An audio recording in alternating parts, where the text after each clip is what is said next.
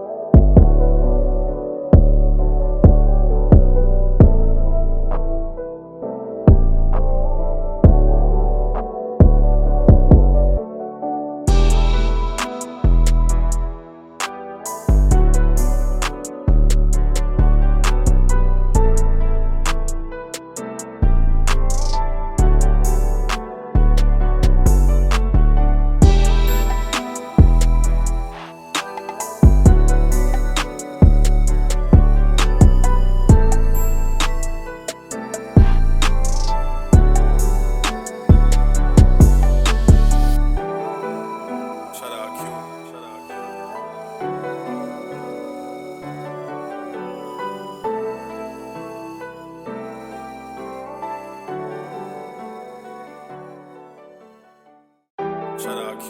Shout out Q.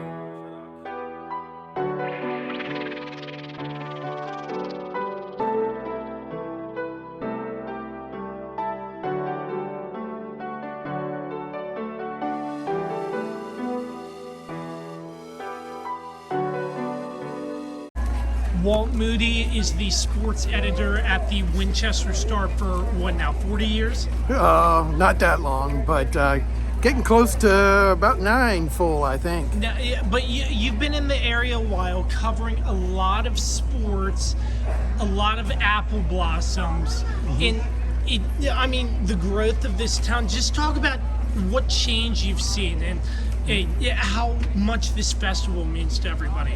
Oh, it definitely means a lot, and I mean, anybody who's been to the sports breakfast knows that.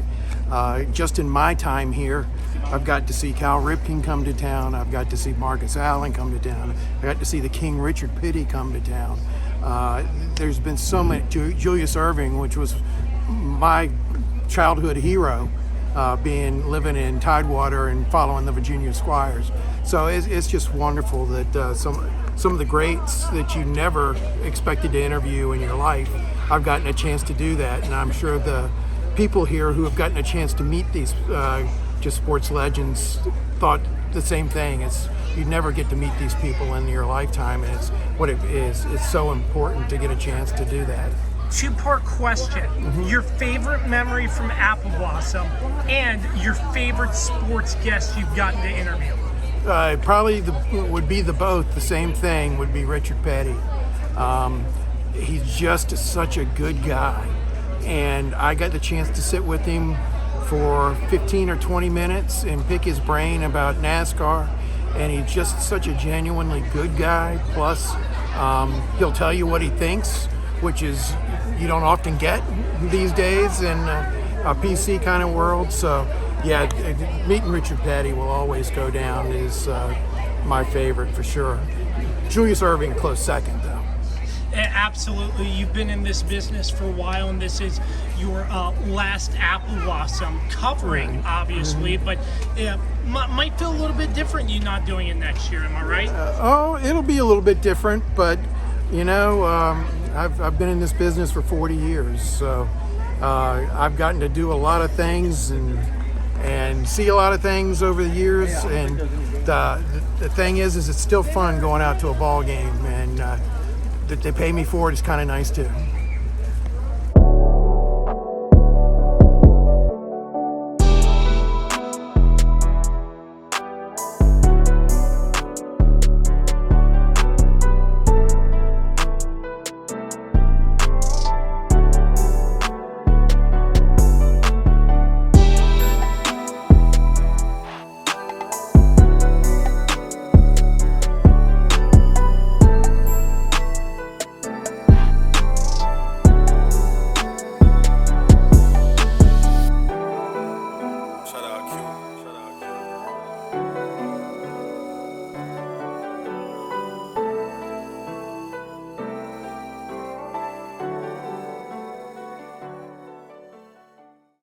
Shout out Q. Shout out Q.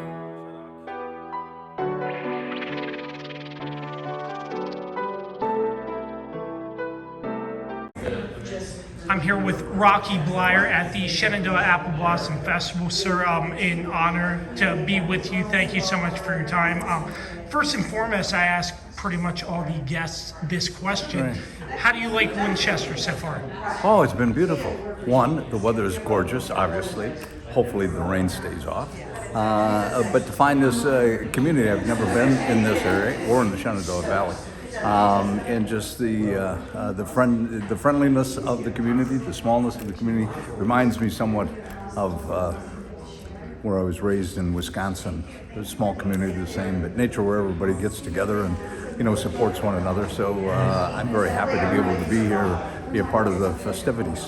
Yes, so the festivities, have you ever heard of the Apple Blossom Festival, or was this the first time you hear it? Well, to be honest, it was the first time I've heard about it.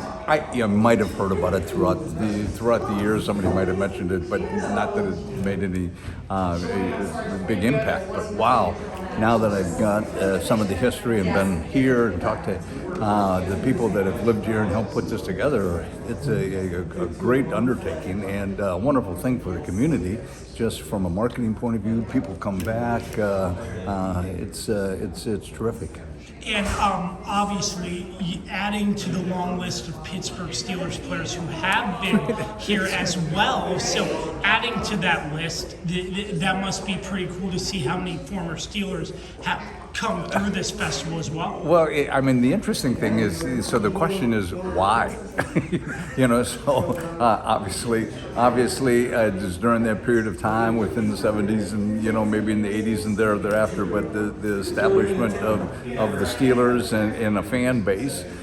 So we got a lot of people that have, or that I've found out, that have moved here from other parts of the state of Pennsylvania, West Virginia, that were already Steeler fans, and they brought that Steeler fever down in here, and so it's very warming to have that relationship with people here that are Steeler fans. So your numbers and your career statistics speak for itself. 4-time Super Bowl champion with the Pittsburgh Steelers. Playing football back then to now, watching the game, seeing how the game's evolving, what are some of the key differences you see from watching, from playing back when you were in the NFL to watching and seeing some of those differences now? Well, so I mean, the difference of the game, the difference of the game is somewhat from how can I say this? Maybe from a mentality outlook of what the game was in the past and the players that have played at that time. Is that you played injured?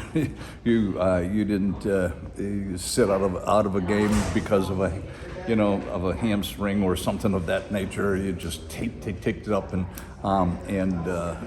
went back and played. Primarily because of the pressure put on by your fellow teammates about not playing, and so that was a change. The other thing too is if you think about the development of a team during that period of time, it was all through the draft, and you were a property of that particular team, and so you became a Redskin or a Steeler, or a Cleveland Brown, and if you didn't make it with that team, the mentality somewhat is, well, why should we pick you up? If you didn't make it with this team, why do you think you're going to make it with this team?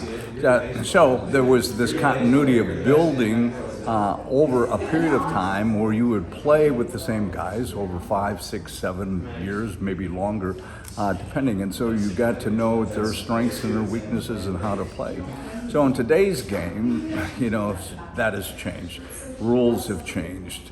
And part of that has been the mentality of the players. Players have gotten bigger and stronger and faster. Obviously, it's become an open game, a passing game. The running game is somewhat taken second seat to that passing game, and it's more offense than defense. Now, games are won, obviously, throughout the years by a great defense, not allowing the opponent to be able to score or to be able to shut them down.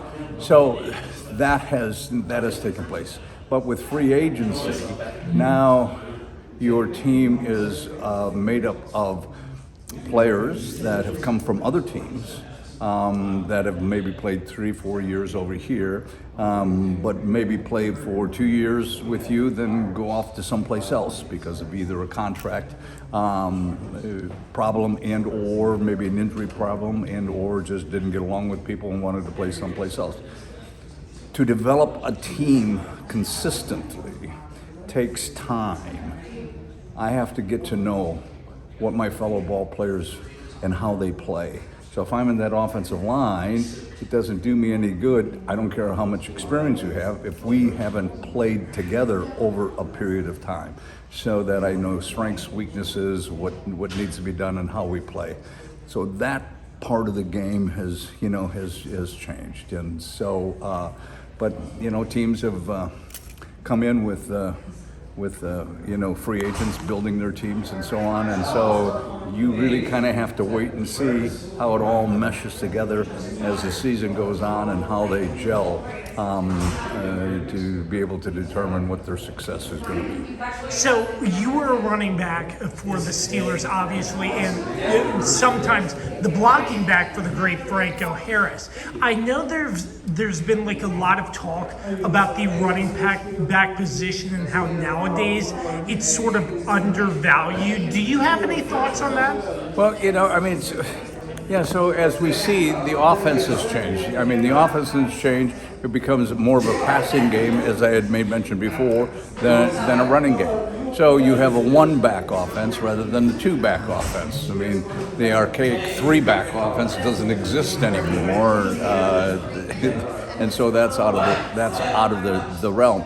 So it's a slot, it's a receiving, it's a passing kind of a game that has changed. And then ultimately, if you get a good offensive line and come up with a running game, obviously it just adds to the success of the team. So last but not least, just looking at the Steelers draft, they picked up Russell Wilson and Justin Fields in free agency. Have you taken a look to see what they've added and what stands out to you? Yeah, no, and that's part of the difference. Unless you're an avid fan and you watch the draft and you watch every move that they make or so on, it's hard to keep track of all those players that come and go or who's going to make the team and so on.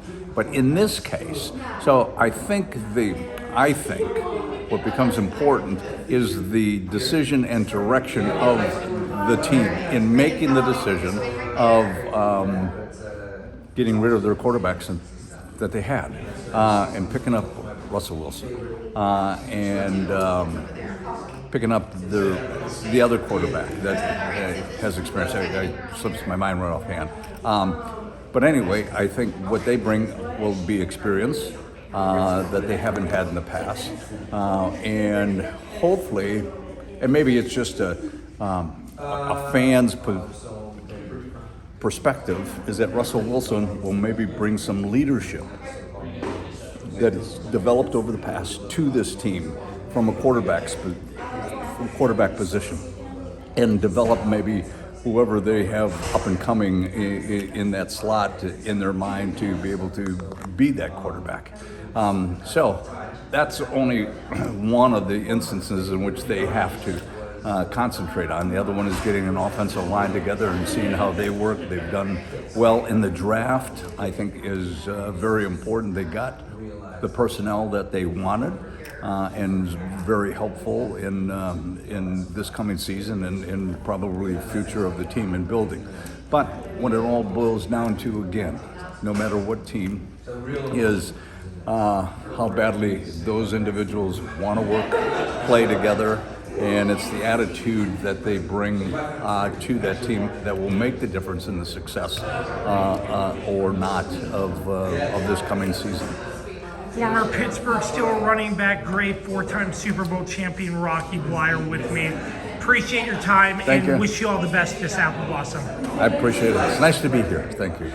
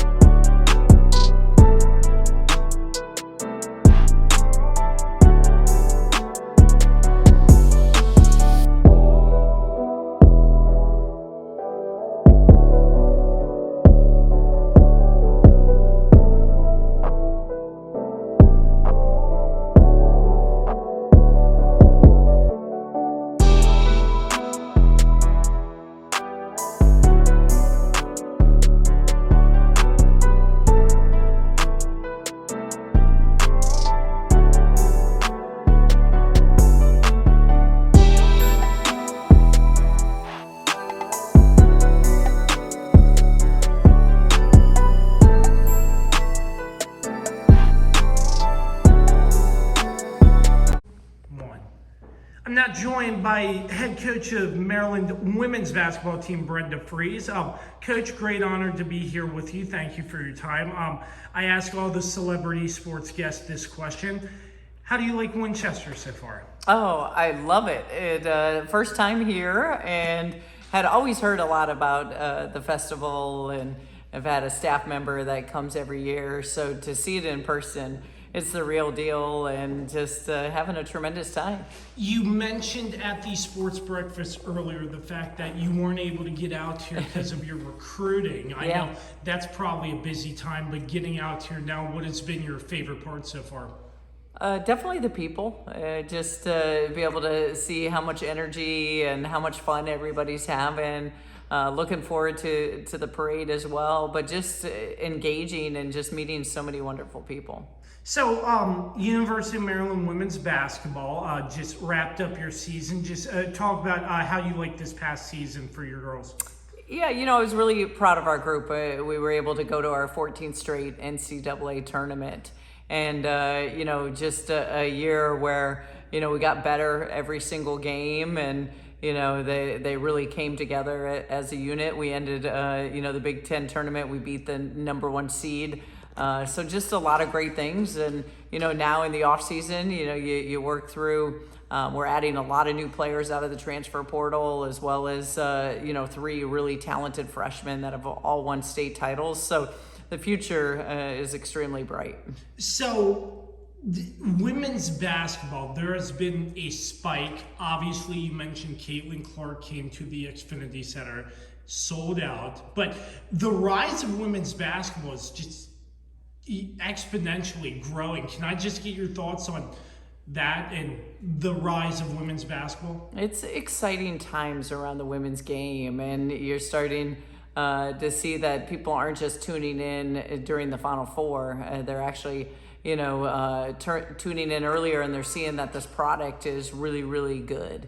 And, I love it, the women's game and women's athletics in general. I mean, they spend so much time on their craft, and similar equally to the men. So it's great to be able to finally see people tuning in and just seeing what a great sport it is. So obviously the off season for you, it's still pretty busy. Can you just take me through like a standard recruiting process at your level of basketball, how much you have to travel, who you're going to see, stuff like that? Just take me through what it's like trying to get people, convince them to come play for you in the Terps. Yeah, it's really, when you get into college athletics, there's not much of an off season. You start when school begins in August, and once you end in the NCAA tournament, then you flip into another recruiting gear now with the portal. So really until about May 1st is about the first time you come up to be able to kind of relax. So, recruiting is 365 days a year. You're, any off day during the season, you're out recruiting, going out to show your face with recruits. And now with the transfer portal, that's added an element where you're recruiting for, a really intense 5 or 6 weeks, in that March, April timetable, and bringing a bunch of recruits in on campus. So very, intensive. So you got to make sure that you love what you do. So I'm going to ask you a really random question out of left field. I heard about College Park. Obviously, that's where University of Maryland is. There's a Chick-fil-A, and there's a place in that Chick-fil-A, a menu called the Little Blue Menu. Yes. Have you ever heard of it? Oh, I drive by it at least once a week. So I haven't been in yet. I have had staff members who have been there. So pretty cool, I guess, where they sometimes invent new ideas within Chick-fil-A that they want to try out. And it's been a big hit in College Park. Yeah, apparently pizza at Chick-fil-A, that's just something I've never heard of. And knowing you being the women's basketball coach, I'm like, well, I wonder if she's been there. So, but other than that, Coach, really appreciate your time. Welcome again to Winchester, and enjoy the rest of your bloom. Yeah, thank you so much.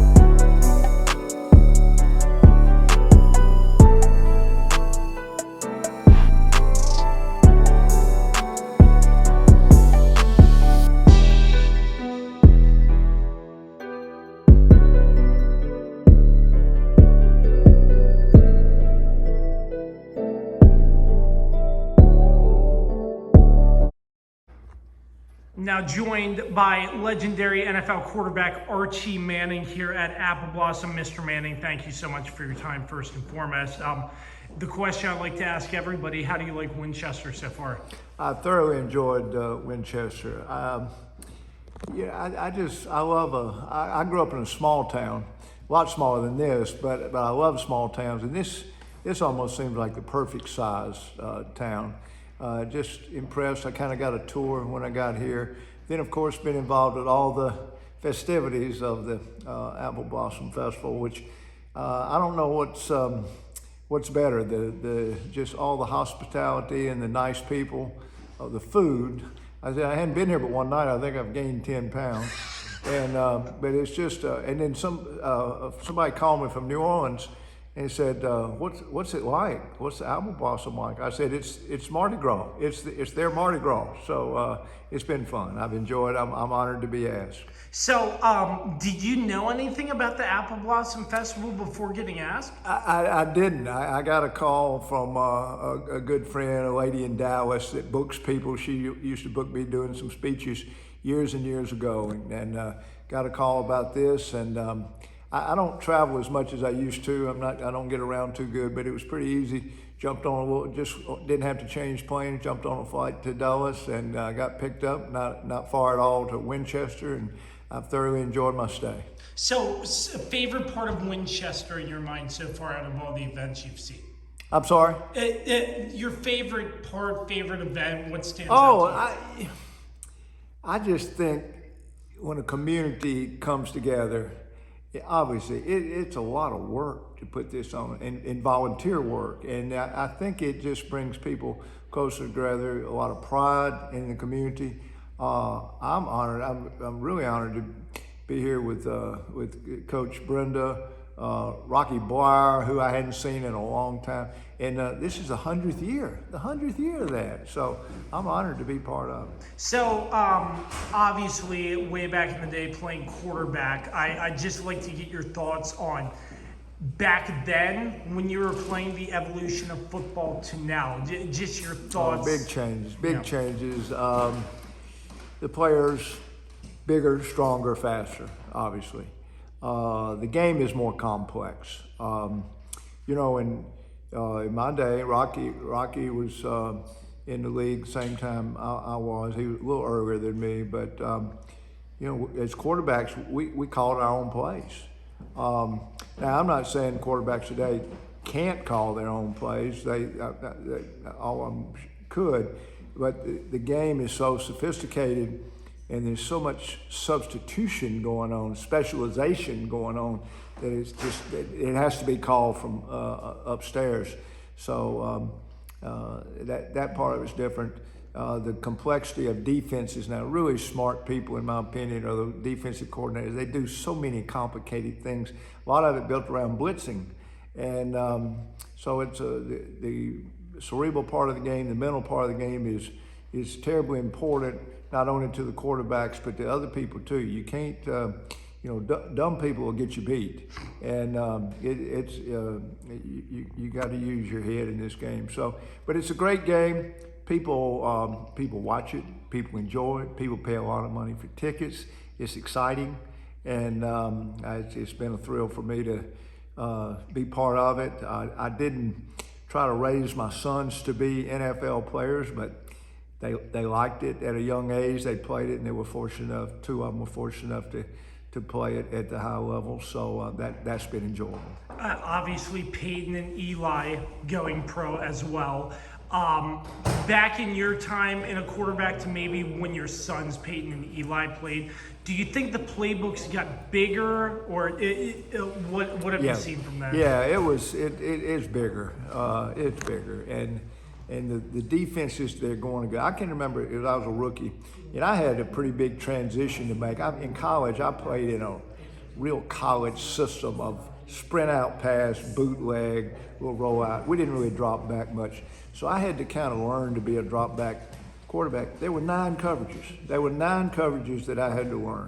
And that's all they play. They're going to play one of those 9 coverages every down, and maybe blitz. And it was pretty easy to see when they blitzed it. And it wasn't complicated.